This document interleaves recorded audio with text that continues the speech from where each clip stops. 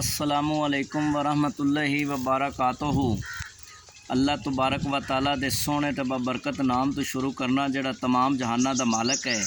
ते अल्लाह तबारक व तआला मेरे दोस्तां ते बेलियां ते हज़ारां नेमतां ते बरकतां दा नज़ूल फरमाए। ते दोस्तों ते बेलियो की हाल चाल है तुहाडा? तकड़े हो?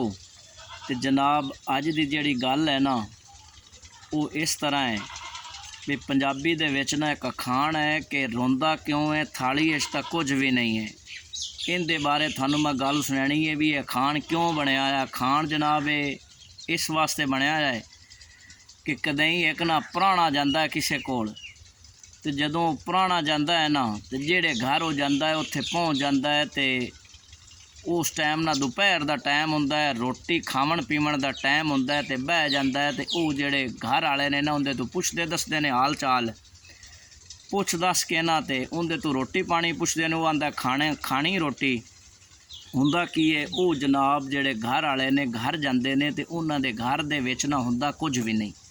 वो काम करते की ने एक भांडे दे विच ना एक थाली दे विच उत्ते पौना पा के कपड़ा पा के ते वो जनाब ले आउंदे ने। ते जदों वो बैठक ते डेरे ते वो लिया के उस पुराने नूं देंदे ने ना, ते पुराना वो जिहड़ा कपड़ा ते जिहड़ा पौना है ना वो चुमदा है। ते जदों चुमदा है तो वो थाली उस भांडे तां कुछ भी नहीं होंदा। तो हाल हाल ते बूबू पा दिंदा है।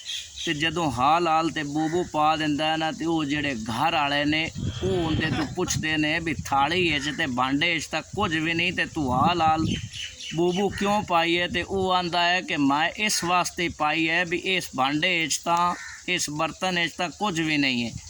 तो ये दोस्तों बेलियो उत्थों ये पंजाबी दा खान बन गया कि रोंदा क्यों है थाली तां कुछ भी नहीं। तो अजकल जिहड़ा साडे लोगां दे विच भी ना साडे आहड़ गवाड़ भी साडे मुल्क दे अंदर भी लोगां ने एवें ही शोर पाया जाए। कोई प्रैक्टिकल कोई अमली तौर पर ना काम नहीं करते, तो सिर्फ जबान दे चस्के वास्ते ना एवें गल्लां बातां छंडी जाते हैं कि इंज हो गया तो फलां हो गया तो आ हो गया। बेलियों अमली तौर बंदा काम करे तो पता फिर ही लगता है, गल्लां बातां नाल पता नहीं लगता। तो इस वास्ते अमली तौर पर सानू काम करना चाहिए है, अमल करना चाहिए है, एवें गल्लां बातां दे पिछे नहीं लगीदा। तो अल्लाह ताला मेरे बेलियां ते सजना नू खुश रखे। अल्लाह निगहबान।